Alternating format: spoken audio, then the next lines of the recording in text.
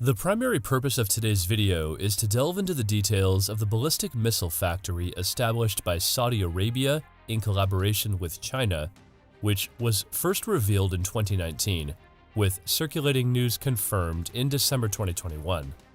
However, the more critical question is whether this topic is limited to a ballistic missile factory, or if the matter in Saudi Arabia is much broader.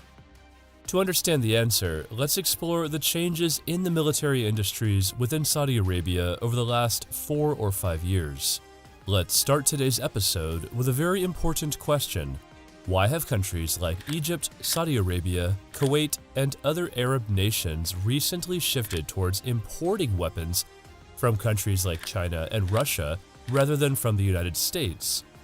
Not only that, but Egypt and Saudi Arabia have recently started changing their policy from importing weapons to importing the technology and expertise for manufacturing weapons, aiming to localize the military industry in both countries. To answer this question, let's watch this video together. American weapons are political. I was once in Kuwait where a former Prime Minister of Kuwait told me, "I heard you bought F-16 planes from America." I said, "Yes." He advised, "Return them, don't get involved." Why? He said, "I bought 10 planes, never took them out nor fought with them, and every month they come asking for millions for maintenance. We don't use them, and finally I told them, take them as a donation. They don't support you, they don't give you weapons or missiles." And he was right. As you've seen, America deals very demeaningly with Arab countries, especially regarding weapons deals, focusing on controlling the maintenance of weapons, especially missiles and planes. They rarely agree to train a group of individuals from the importing country to conduct maintenance and other operations.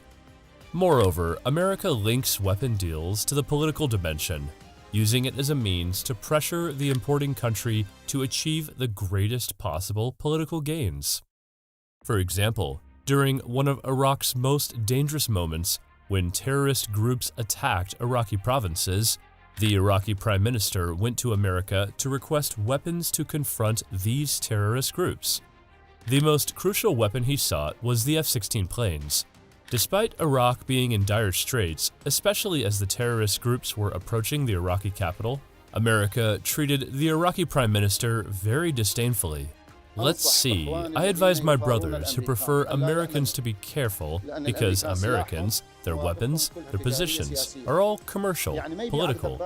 They sell you a tank, not like other countries, they sell it to you politically. I went to ask for the second deal of F-16 planes, and they said this deal couldn't happen unless it's signed by a foreign relations official in Congress, a guy named Menendez. They said, "Go convince Menendez."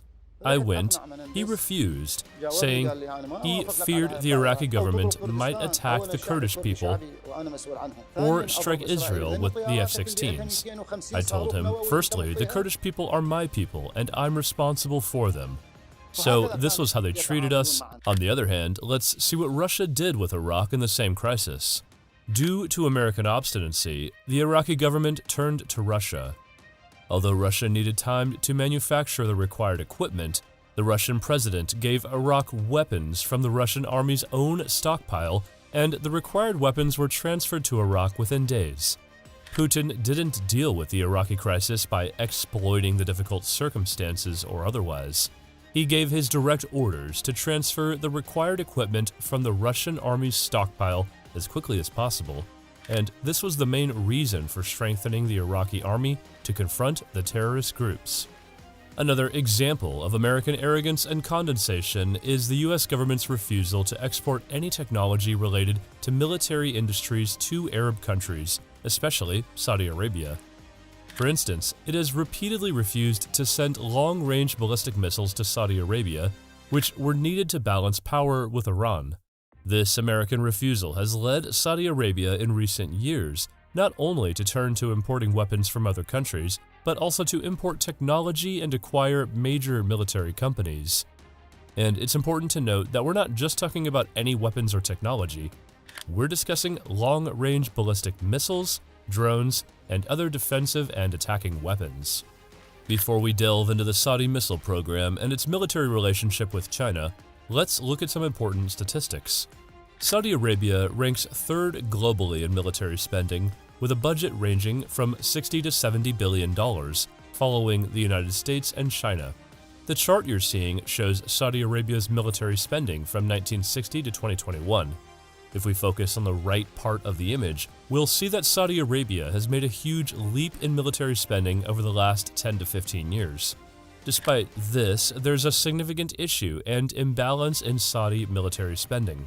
The problem is that Saudi Arabia imports 98 or 97% of the weapons its armed forces need, manufacturing only 2 to 3%. From here, Saudi Arabia decided to take serious steps towards localizing military industries within the kingdom. One of the first steps was the establishment of a company named SAMI, which stands for Saudi Arabian Military Industries. The primary function of the company is to attract global companies to manufacture their military products in Saudi Arabia in partnership with local companies. The company began its operations in early 2018. Since its inception, and within just 2 years, it has acquired 4 global military manufacturing companies, including one that manufactures electronic products used in most military equipment. This company has already started manufacturing a range of products in various military sectors. In aviation, they are currently manufacturing drones and have plans to manufacture manned fighter jets. In the land sector, Saudi Arabia already manufactures some armored vehicles and has started contracting with companies to localize the manufacture of tanks. This is in addition to their involvement in the electronic defense sector. Recent news suggests they will also enter the naval military industry sector. It's important to note that while SAMI is a private company, it operates under state supervision. The Saudi government established the General Authority for Military Industries as a governmental body to oversee private companies operating in the military field. Its main goal is to supervise everything related to transferring and localizing military industries within the kingdom and to facilitate investment in this field. Recently, a few months ago, they established the Authority for the Development of Defense Systems. They have also started to allocate a very high budget for research and development related to the military sector. Before I tell you about the results of these steps over the last few years, let me quote the CEO of SAMI, who said that before 2018, most Saudi expertise was capable of managing military equipment, not manufacturing it. One of the reasons of these initiatives is that by 2020, the local manufacturing rate of military equipment needed by the Saudi armed forces increased to 12% instead of 2 to 3%. Although this percentage is still small, the plan is to reach a 50% local manufacturing rate. However, what caught my attention the most is SAMI's statement that the Saudi government, in its new contracts related to military industries, will not accept any contract without a percentage of local industry.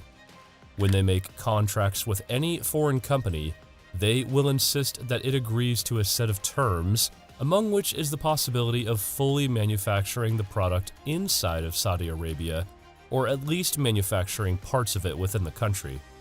Previously, the Saudi government would contract with foreign companies to manufacture a specific product, which would then manufacture the product and send it to Saudi Arabia.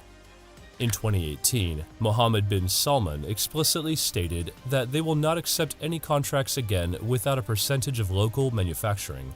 Now, you see why I told you at the beginning of the video that the issue is much bigger than just a ballistic missile factory. According to its CEO, SAMI aims to be one of the top 25 military industry companies in the world within 10 years. Let's now discuss ballistic missiles in Saudi Arabia. The Kingdom of Saudi Arabia has owned ballistic missiles since the 1980s. It possesses missiles named DF-3, which are long-range ballistic missiles. Saudi Arabia first displayed them in a military parade in 2014. These missiles have a range of about 4,000 kilometers and can carry a payload of up to 2 tons of conventional explosives. However, reports have indicated that they are capable of carrying nuclear warheads. Interestingly, but confirmed, these missiles have low accuracy, with a margin of error of about 1,000 meters. This means that when a target is designated for the missile, the error margin could be 1,000 meters around the specific point or location. This raises an important question. Why would Saudi Arabia purchase missiles with such a large margin of error, especially considering their range could reach the furthest point in Iran? There are two answers to this question. The logical answer suggests that if a war occurred between Saudi Arabia and any other country, these missiles would be used against large military bases. Thus, even with an error margin of 700 to 1,000 meters, military bases are generally larger, ensuring the missile would still land within the intended base. The second answer is that the Saudi government plans to use them with nuclear or chemical warheads, where a 1,000-meter error margin would not be a significant issue, since nuclear warheads can destroy much larger areas. This leads us to comments made by Mohammed bin Salman in 2018 and the head of Saudi intelligence in 2009, where both stated that Saudi Arabia would seek to acquire a nuclear bomb as quickly as possible if Iran developed one. Therefore, if they obtained a nuclear warhead, they would need missiles capable of carrying these warheads to the intended location, as mentioned in some American reports. This also explains why Saudi Arabia is moving towards domestically manufacturing ballistic missiles. We all know there is animosity between Iran and Saudi Arabia, with Iran currently being one of the advanced countries in missile production. Saudi Arabia has historically relied on importing such weapons. As problems between the Saudi government and the United States government increased, Saudi Arabia decided to turn to other countries like China to import missile manufacturing technology and other technologies. Due to this missile deal in the 1980s, there were some objections from the United States. At that time, King Fahd pledged that these missiles would not be armed with any unconventional warheads, confirming that these missiles could carry nuclear warheads. King Fahd also assured that Saudi Arabia would not use them against any country as a first strike. The US government obtained a written confirmation, an agreement with the Saudi government that it would not seek to obtain nuclear warheads to use with these missiles. Consequently, Saudi Arabia signed the Nuclear Non-Proliferation Treaty in 1989, a year after receiving these missiles. In 2014, some news indicated that Saudi Arabia imported another set of ballistic missiles from China, which were more accurate, with an accuracy of 50 to 70 meters but a shorter range. If the range of the first missile deal reached 3,000 to 4,000 kilometers, the 24 deal's missiles had a range of 1,700 kilometers. However, both types of missiles could hit targets deep within Iran. Also, during the same period, the Saudi government contracted with the Ukrainian government to manufacture a ground-to-ground missile system with a range of 280 kilometers and capable of carrying explosives weighing 500 kilograms. Ukraine began manufacturing this system, and the first test of one of its missile engines was in 2017. The system was expected to be delivered to Saudi Arabia in 2022, but this did not happen due to the war between Ukraine and Russia. Regarding the ballistic missile factory, the first news appeared in 2019 on various news websites and networks, including CNN, which published satellite images confirming that Saudi Arabia was domestically manufacturing ballistic missiles. However, at that time, the news was not confirmed by the Saudi government, the United States, or China. Everyone remained silent until December 23, 2021, when satellite images showed facilities west of Riyadh confirming the use of solid fuel engines and launch platforms next to these facilities. Due to media pressure in America, it was indeed confirmed that Saudi Arabia had sought to import ballistic missile manufacturing technology from China in recent years. The Chinese government's response also confirmed the circulating news, stating directly that Saudi Arabia and China are strategic partners with cooperation in all fields, especially military ones, without violating any international law or involving the spread of weapons of mass destruction. Why is China allowed to export long-range weapons to a country like Saudi Arabia? Simply because China has not signed the treaty that prevents the proliferation of long-range ballistic weapons.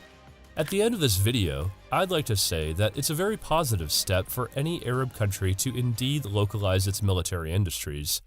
We've also seen that Egypt has recently taken the same direction and signed some agreements with countries like South Korea to manufacture some military equipment within Egypt. In the upcoming videos, we will cover these deals in a special video. Today's video has come to an end, but as usual, we'll wait for your suggestions in the comments and see you well.